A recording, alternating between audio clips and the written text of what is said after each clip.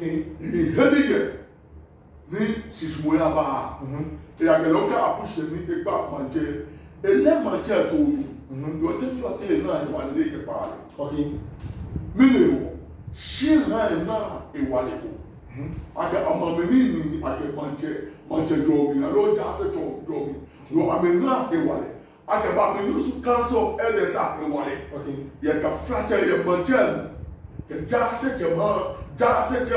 OK. Et ake shira fe formo. Ekowe ake owe kunu pa keni.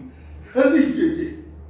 Ne ba ake shi be sanemi afọ ni atashi ni afe sefelu na oke ba 1946 wache Dr. Kwame Nkrumah nomi council of elders invite me. Okay. Et la nomi ato akwete alatami ni akpata ki obri amole taki obri ke ba second one ili taki o chami mi oje secretary. Okay. Ni understood ọmọ ni manche fẹ́ manche ká pàbó ó sẹ́yìn bá manche yé níbi dọ́hùn bò pẹ́sẹ̀ jíjẹ́ òkú ẹ̀. Ní ìbọn ní káàyà ẹ̀kẹ́bọ́ ní ẹ̀kẹ́ against kàkíyàwó Chad sẹ́rẹ̀ mú kàkíyàwó àlejò lẹ́kẹ̀ sú kò bá ń tẹ̀wé. Sì lẹ́wọ́n níbí ní àná lẹ́wọ́n ẹ̀kẹ́ máa ṣe àwọn kẹ̀bọ́n ní sàlẹ̀ fọ́nká ẹ̀ níbi ẹ̀ àánú lẹ̀ sí lọ́wọ́ ká parẹ̀. Lọ́wọ́ ní apárẹ̀ kàkíyàwó ẹ̀ èsì kàṣẹ́ ń ṣí hàn. Èyẹ jẹ́mi. You want to take over my back, and I can take over to Gamma State Council. Ni many, I told them, Abola Piani, Bonnie de Cashmere. Okay, she and what Yahweh Pamonie, as so I feel Kusum, Akashi Akbale. Oh, ni one than the she shani. Oh, family. Manchester, Manchester, Akbale, Sente, Dumushi. Manche eba mante. Okay. Ejake don't want to show you back ele ha. Kena ba ke ba show you back. Okay. The ka ke show you back. Le senche e wale ne yo ne leji. Le ja seche le di moni ake yue mu fetu. Okay aba le kan le akwa shoche le ke shipika sapache ba na e ko be fi be ko be. Okay. Ni senche be ba do mu. O senche le no ato da ke pa manche. Okay. Boni manche pa mo yo. Okay. Okay. Okay. Donc le manche percé, le manche est pas mon le mot à découvrir. Et va dire Saint-Thierry. Okay. Ok. Mais le Saint-Thierry, le du moni y c'est. Donc quand manche ba le bébé, le fio kusu. Mais mini dino ne déjà, mini dino le tout. Okay. Boni manche pas mon yo. Okay, because no one ni mbona kai well the action ke e ba ga kusu na manche wo mo ni manche afiona afili keni wo kaji akpa manche ani ofane ye jwami afili keni bie no hu ahwe alo sana afro Yo no ni yo yo kusu na ke abato manche ni atu abeko shi onu pa keni me piyo shi an. Okay. Akere wa le wo me le wekunu pa le fi oche do le chien samedi que chien so chose mu ni di ojema e ke ba manche do le manche ka ti mo fe na le chien onu pa ke chien bi e je ama me tun ja se ntu mo si le chien onu pa e na egbe le ke ni na ja se do ke ja se e ke ni gbe je to aweli le abo sha mo na ke ba e ba to na ke gbe no la ke ba aba che Council of Elders Energy, I executive council. The dash not told me, not the jazz again, a buying formula. I can be more about the same chair. I can buy two, but I'm to a minute, jazz chair, the truck was channel, the toe, gun, Manchamonjam, you visit Mancham. Announcer. You have Baraka, Kadi, the cake when they are by let's show the bar. Kadi, it can be the key. Mami ni ya dumuloko na ni e afi ni shia ke ma ye chapa ngile aje subanko ni suban papako ni suban papako ni ba ni ana shia ipa alo ma ise na ma ba ni ma we fe bra ni ake fun bile no mi pa fa ni na ke bile no ni ma yo shiswe aba ma ba se ma ba bo apa ni donc mairie yo wale ni aye gbeje no to ni aton mi aketu o le kan tu do won akwa shoche et que na share yo mu ha shibi ni shibi bo asapobi ana yo akego asapobi ya le ja se ka me onu tu otu akwa so che ke to shibi ya ke ni aketu ni ka wo me pe no ma che be ne ba ma te don do ka akebe ke share na to senje no ni a share le ma che bi e na ba la le ga ni bi la asapobi ya tu okay on va faire na ba die e na de shikukuta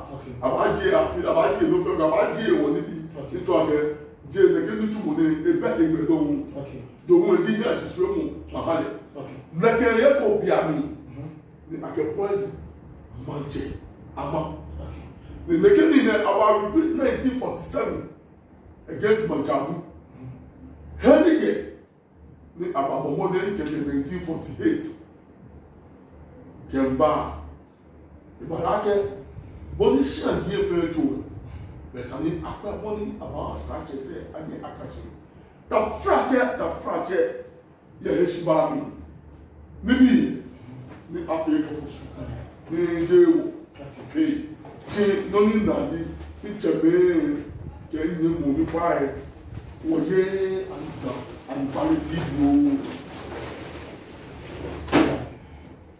over the Ishimani. Euro 1947. Okay. Monche.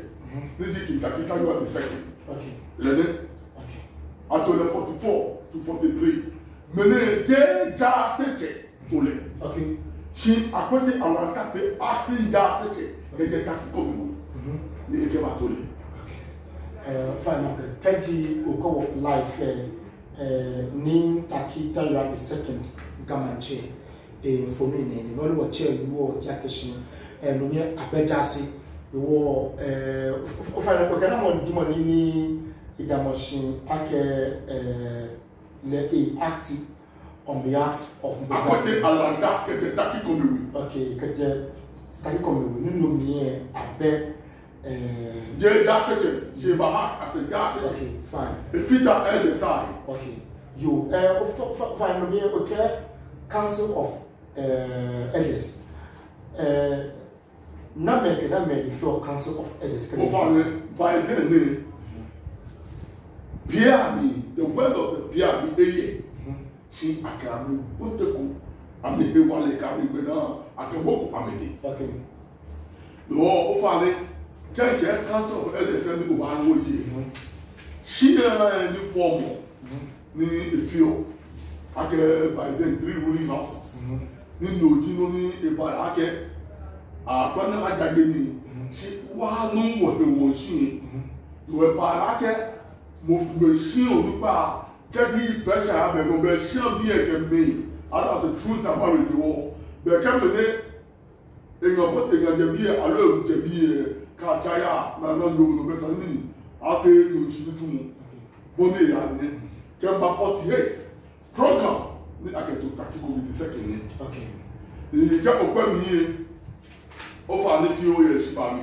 Mi to okwa fe program ni. After the 3 ruling houses 1948. After the 4 ruling houses.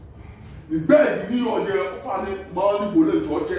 Ni mo fi hàn panu. Okay. Kaji Okwewo on the Genji TV. Okay, watch me Abu Admo Nas na Nebula Gam Jasi Misani Kawo.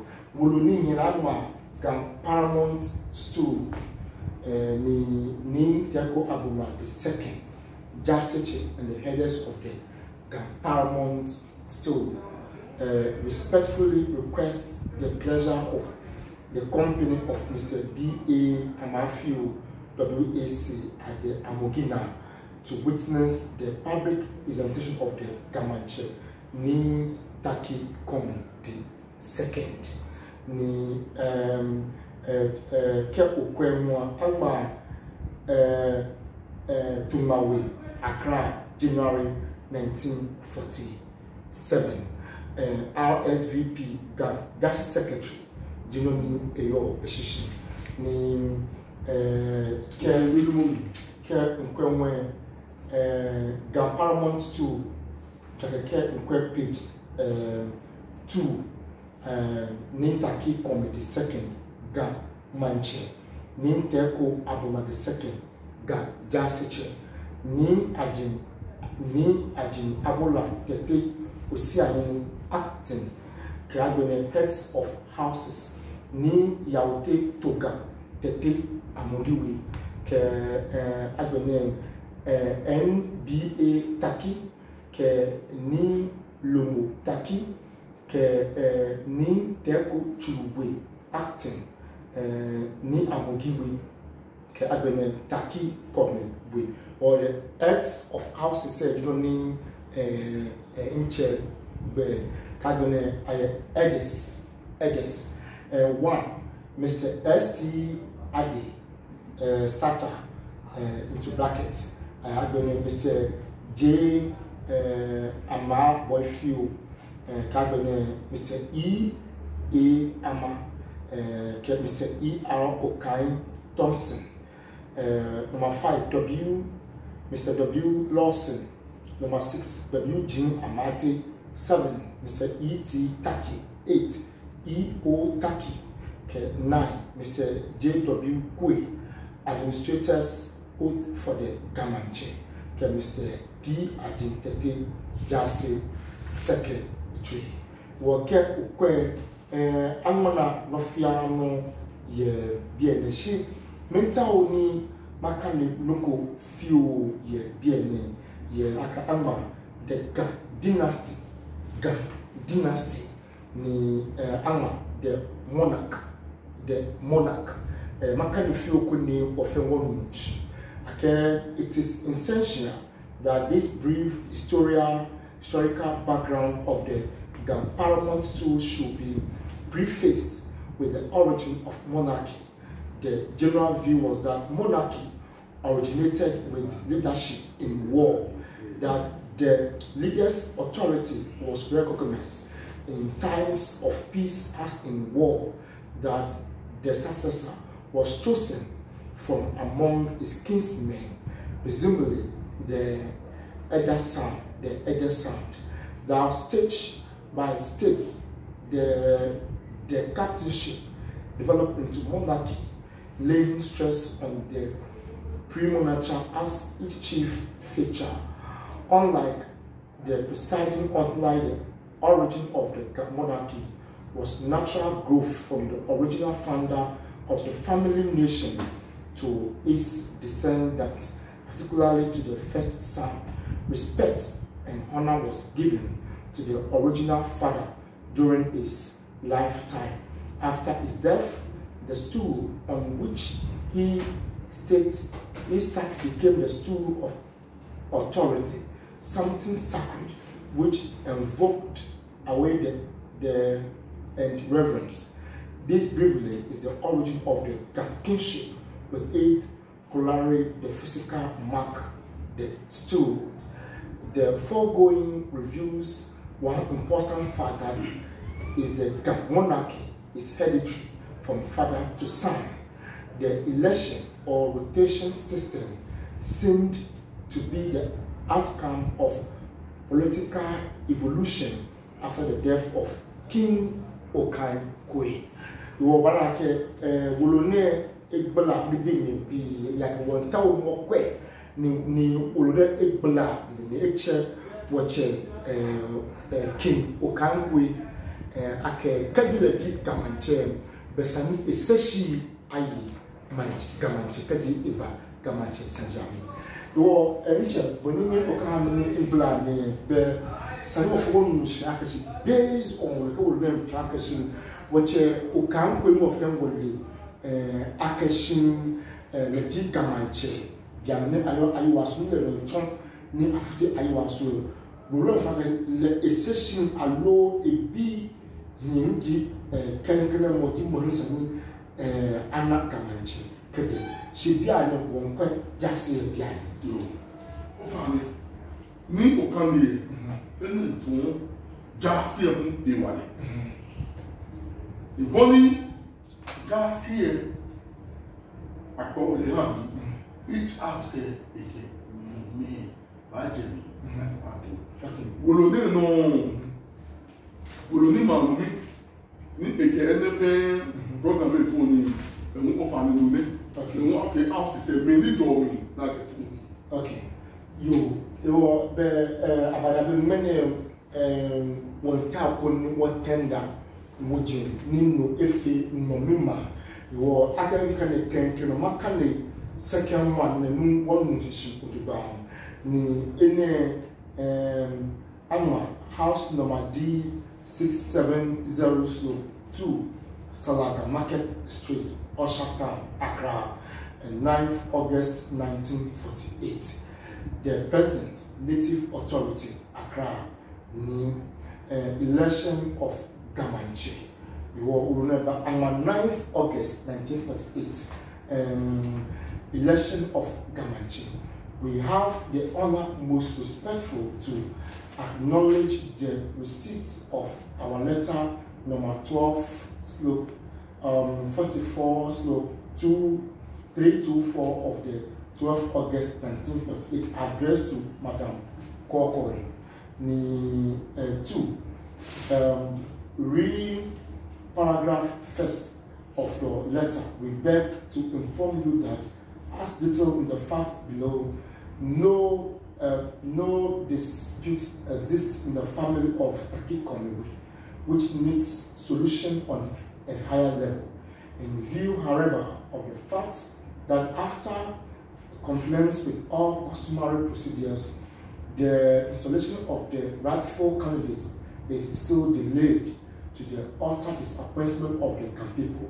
We beg to inform you that we are prepared for the purpose of quick action to accept a decision based on the undermentioned fact. A, that the ruling house of Takikomiwe is made up of 3 groups of surviving descendants, namely the Lumoko family, the Mamo and Na Kole family, and the Ashamankali family, and that is no one has ever protested against our position as the recognized customary heads of the above mentioned and sub-families who constitutionally and customary nominate a candidate from the ruling house of Takikomiwe. B, that the Jasi Anonymous accepted a customary drink only from our header, Madam Kokoe, the stool mother, as a stamp of the fact that it is the turn of Takikomiwe to nominate a candidate for the paramount stool. That C, that the nomination which then followed resulted in the election of Mr. C.